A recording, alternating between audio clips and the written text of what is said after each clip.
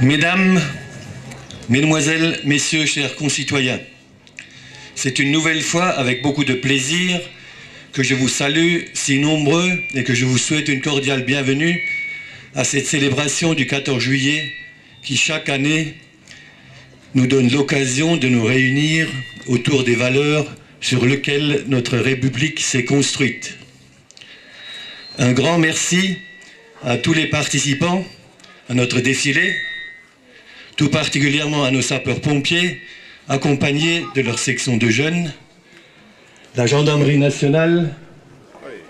les associations patriotiques, toutes nos associations locales et bien sûr notre philharmonie, sans laquelle cette célébration n'aurait pas le même éclat et la même solennité. J'ai également le plaisir de saluer une nouvelle fois parmi nous ce matin les sapeurs-pompiers de la section de Durstel, rattachés au centre de secours, notre conseiller général qui certainement va nous rejoindre, et beaucoup de collègues maires et élus des communes voisines. Merci d'être venus. Mais j'ai surtout la grande joie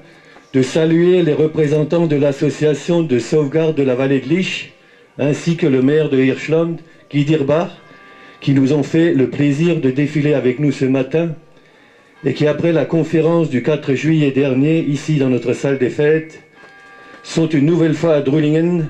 pour, en cette journée symbolique, réaffirmer, si d'aucuns en doutaient, la détermination de l'ensemble du territoire de ne pas se laisser imposer un projet de décharge, quel qu'il soit, en Alsace-Bossu.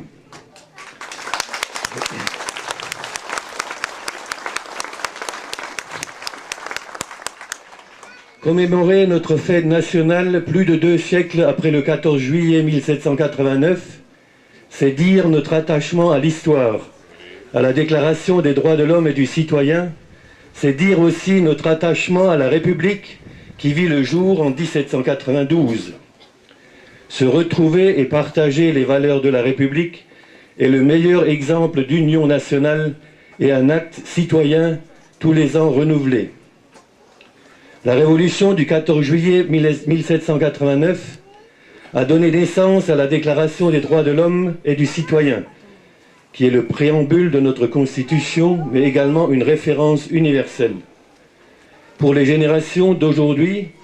la liberté va de soi, mais il est bon de rappeler aussi que celle-ci a été conquise au fil des siècles, qu'elle n'est pas un cadeau du ciel, mais bien le résultat d'une volonté commune de tout un peuple. Le 14 juillet est un jour de fête et il est bon que l'ensemble des Français se retrouvent à cette occasion autour des valeurs sur lesquelles la République s'est construite. Il nous appartient de continuer à les faire vivre dans notre société